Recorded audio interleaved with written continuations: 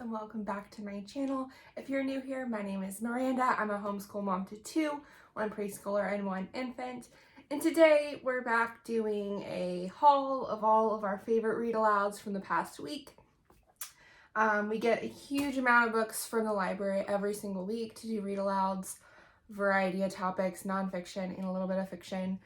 We tend to gravitate towards nonfiction lately. I don't know why, but that just seems to be how it's going. So without further ado, let's get started. So my favorite this week was Slow Down, 50 Mindful Moments in Nature. This one was absolutely stunning. The illustrations are gorgeous, and it's about slowing down and being mindful in your daily life, but it has so many good things for nature studies and science that it's really, really nice. I just love it so much. I mean, it's gorgeous. Look at that. It's beautiful. But anyway, the main theme of it is to slow down like things in nature do. So really, really nice in twofold ways. So really, really fun read.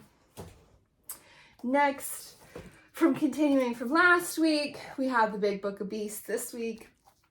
Once again, you're probably very familiar with this series, but this is just a really fun one on mammals and different kinds of them, different families. Really gorgeous, as all these books are. So this one was really nice. My daughter really enjoyed this one in particular. So next up we have Look at Me, How to Attract Attention in the Animal World. I've already ordered this one for future animal studies in our homeschool because I was so impressed with it. It is by Steve Jenkins, who has a ton of animal books that look a lot like this. They're very large and very bright and colorful. This one is really, really cool. It's about how animals attract attention to themselves for different reasons, whether it's for getting predators to go away or just warning predators or attracting mates, etc. Really neat. As always, tons of really good information in the back to elaborate on what he's talking about. Really, really nice, really colorful, really engaging. Love this one. All right, and next we have quite a few dinosaur books. For whatever reason, we kind of gravitated towards those this week. So first up is I Am Not a Dinosaur, and it is published by the American Museum of Natural History, which I thought was really interesting. And it is really well put together. Another one I've already ordered for future homeschool studies for our dinosaur unit. It's just really nice. It goes over all the creatures in the prehistoric world that aren't dinosaurs that we may overlook. And it is just really, really cool. It talks about early man, etc.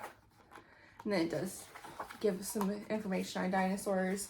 Really good information in the back as well to expand your knowledge on the subject, and a really cool timeline. I'm all about a good timeline, so that's a plus for me.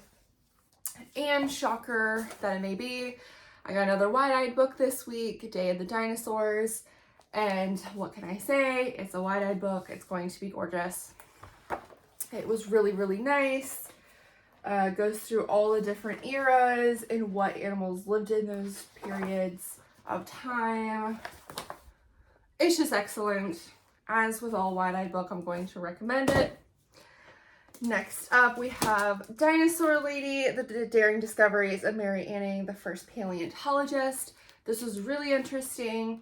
It talks about what she did and how she contributed to paleontology in a day where she was not considered part of the paleontology community officially because she was a woman and she was not college educated, and she was excluded even though they relied on her heavily for many of their discoveries. So really good, really fascinating story, and really just beautifully put together with the illustrations. So highly recommend this one as well. And along those similar lines, we also have Grandmother Fish, a child's first book of evolution. I'm all about a good children's evolution book that's really fun to find. So this one was really nice because it gives you kind of a progressive look of how we went from fish to reptiles to mammals to, let me see if I can get it here, to apes, to us. And it's just really nice, really easily understood by little ones, which is really nice for younger grades. And this was really cool. It's like a family tree in a way, showing how things progress through the ages. Really nice. Highly, highly recommend this one. I did have a book on Darwin last week that was a little higher level than this, and I think this is great for your younger kids who you may be introducing to evolution, because it's very simple to understand, which for that topic is kind of necessary in those younger grades. So moving on, we have a lot of science books this week. This is Joan Proctor, Dragon Doctor, The Woman Who Loved Reptiles.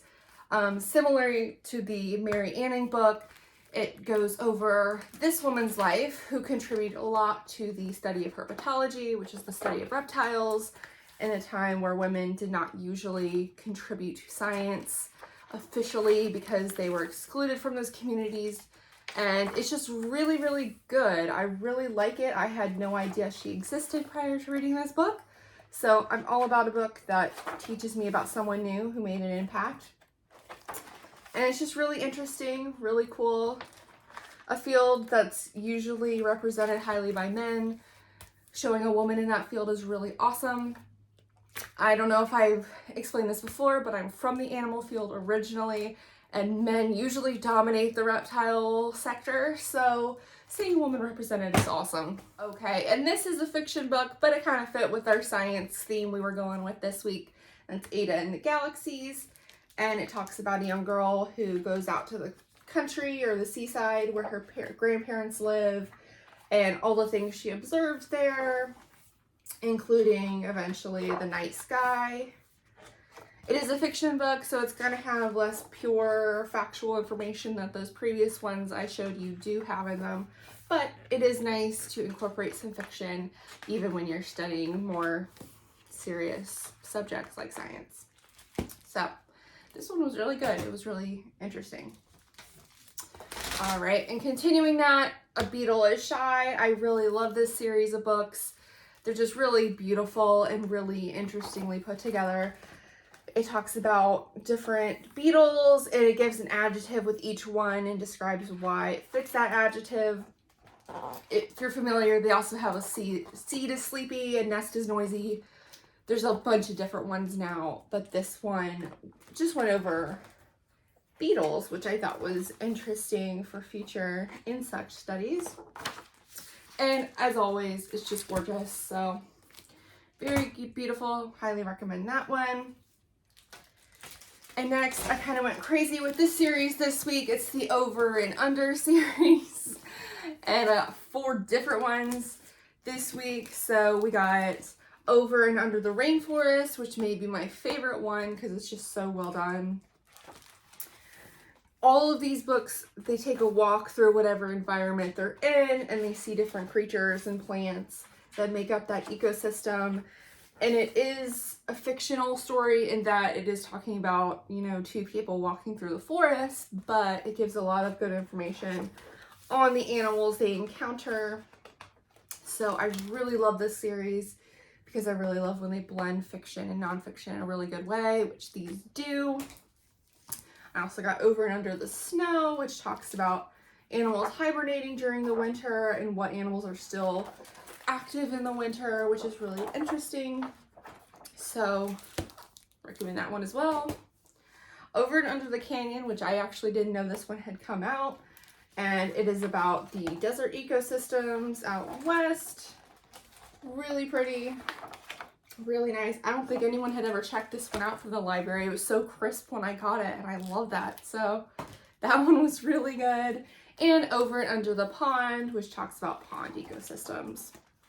So all these books in this series are really well done, really good for younger kids learning about these things. So recommend all of those. And then next we have The Boreal Forest. I loved this one. This is similarly like those previous ones I showed you, going through a particular ecosystem. However, it's a little more factual, but It is gorgeous. It is just really nicely illustrated, has some nice facts on the side. Just really, really interestingly done. I really like this book. Another one I'll probably be purchasing very soon to add, if not to our, you know, biology studies, then to our reading around the world. And I just really, really like it. So highly recommend that one as well. And then we have What's Inside a Flower. This one is just really, really nicely illustrated. If you're familiar with the Women in Science, Women in Sports, that series of books, it is illustrated by the same author. So it's going to look very similarly to those illustrations. And they're very pretty. It does talk about, you know, more technical stuff inside of it, like all the parts of a flower. So that's really good if you're studying that in your homeschool. But it also does just talk about flowers and their environments in a very simple way if your kid's a little too young to study, you know, the more intricate parts of like that.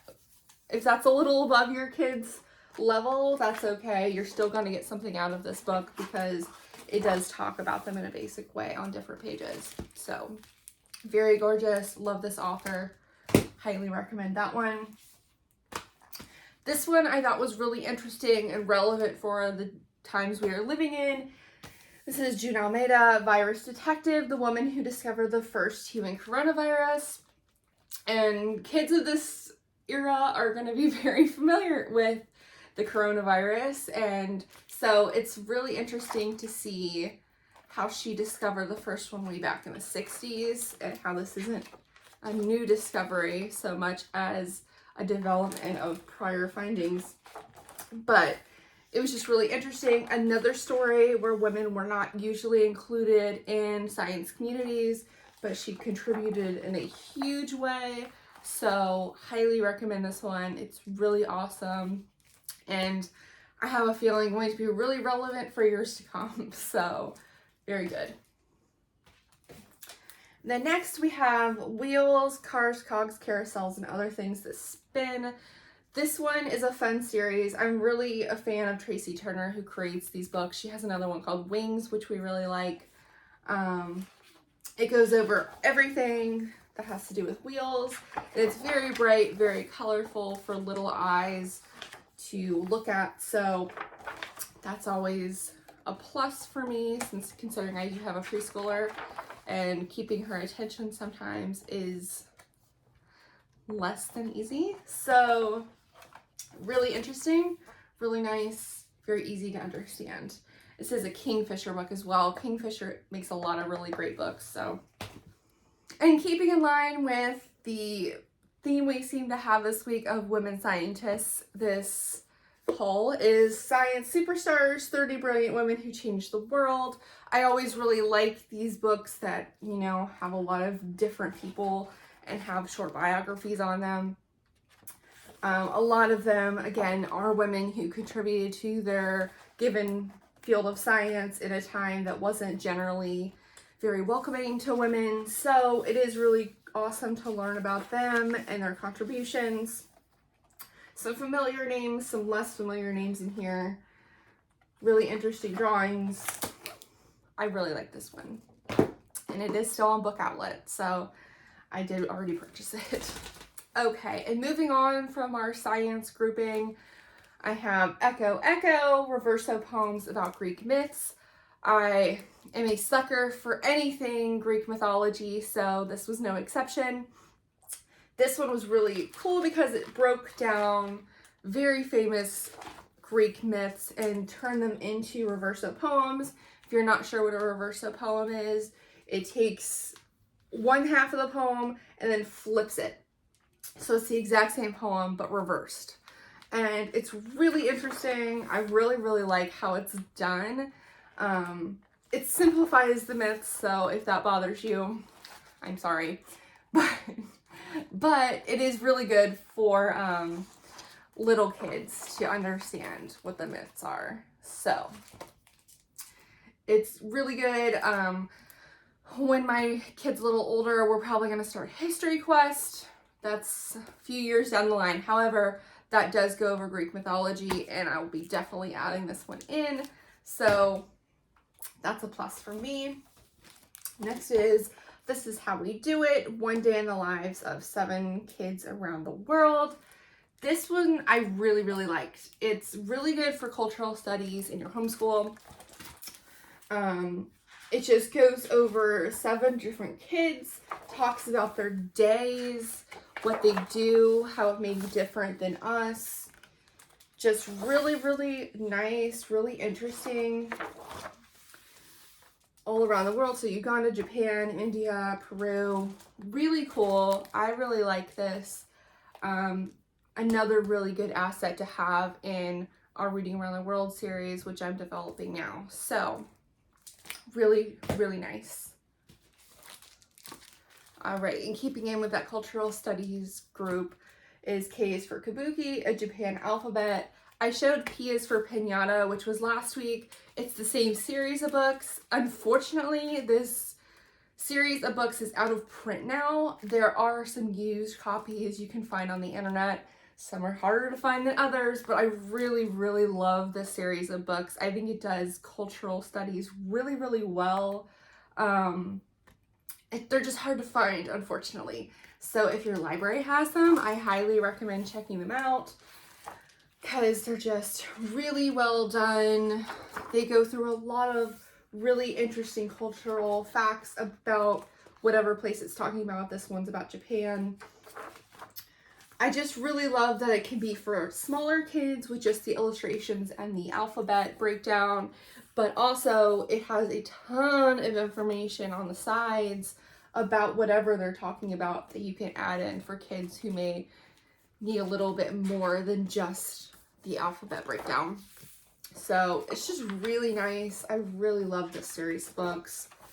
It's really a shame that it's out of print because they're just really well done. So, but that's how it goes as a homeschooler. The books you love seem to be out of print all the time. All right, and next I have I Dissent. Ruth Bader Ginsburg makes her mark. This is about Ruth Bader Ginsburg's life and how she got to where she ended up being in the Supreme Court and her lifelong fight with discrimination. And it was just really, really good. Honestly, pretty relevant for current events of today. So it's just really, really nice. I am always a sucker for any RBG biography, so this one is a really good one for kids. Next we have Dancing Hands, how Teresa Carreño played the piano for President Lincoln. This one was really interesting. I had no idea about her life, but it was just really well done, really interestingly illustrated. It talks about her as a pianist and getting known throughout the world for her piano playing, and then eventually being invited to the White House in, I don't remember the year it was, but for Abraham Lincoln, and to play her music for him. And that was just really interesting. So yeah, really good biography. I really like it. All right, and next we have The Crayon Man, the true story of the invention of Crayola crayons.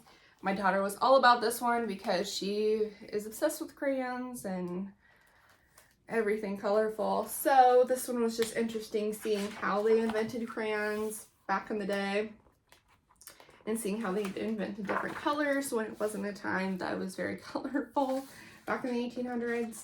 So it's just really interesting. They also include how they make them today, which is cool. So this was a fun little biography. All right, next we have Women in Art. If you remember that flower book I showed you a little bit earlier, same author. This is about different women artists and just really nice. I always love these biographies because they're so bright and so colorful, really pretty, and just really unique in their illustrations. A lot of different names in here that you may not be as familiar with, and I really always appreciate learning new names that aren't, you know, oversaturated in art studies. So this one, highly recommend that one. All right, and moving on, I have One Last Word, Wisdom from the Harlem Renaissance. This is a book of poetry from the Harlem Renaissance and about the Harlem Renaissance. And it's just really, really nice. I'll be adding this one to future U.S. history studies for sure, because it's just really, really nice. Really well done. Nice pictures in it too to accompany the poems.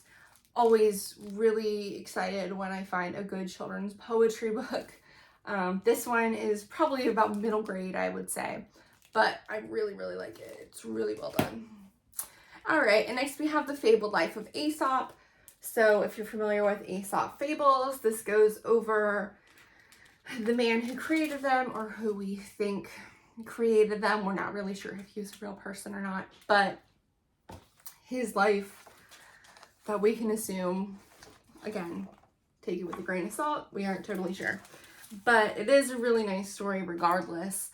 It does include the actual Aesop fables in here, but also his life as a slave and being set free.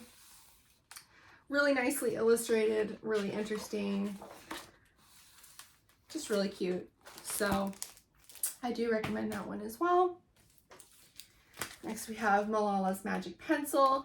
This is essentially a picture book version of Malala's biography, and it is really nice. It relates her story to having a magic pencil, which she talks about was in a TV show she saw growing up, and using that pencil to create a better world. It's really nice for younger kids who may not be ready for her biography, I Am Malala, which is really good, but it's a good introduction to her life and what she stands for.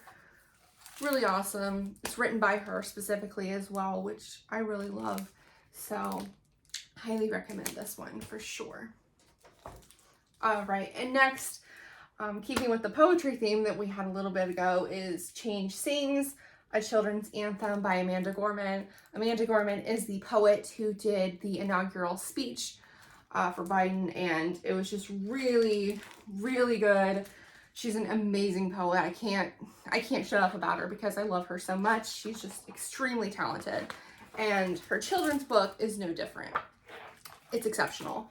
It basically talks to kids on their level in verse about making a change, being inclusive, having courage. Really good book. Really, really excellent. I recommend anything she does because it's all stellar, but this is really great for kids. It's just perfect. Okay, and last we have Where Happiness Begins. This is a really, really cute picture book on talking about emotions, and it talks about how happiness sometimes may be with you and sometimes you may not be able to find it as easily. And it's just a really cute way to represent those feelings for kids, and really good for emotional intelligence. I just love these kind of books. I mean, it's just really clever. I really like it. So highly, highly recommend this one for sure. All right, so that concludes our weekly roundup of what we're reading in our homeschool this week for Read Alouds. A lot of really great ones this week. Hopefully something sparked an interest for your family to explore. We just do huge library hauls every single week, multiple times a week. I just implore every single homeschooler, honestly any family, but especially homeschoolers, to utilize your library system. They're just such an asset. We would not be able to read as much as we do without them. So use your library card, max that thing out. But what are you reading in your homeschool, or what are you reading in general? Let me know in the comments below. I'd love to hear it. But other than that, I will see you very soon. Happy reading. Bye-bye.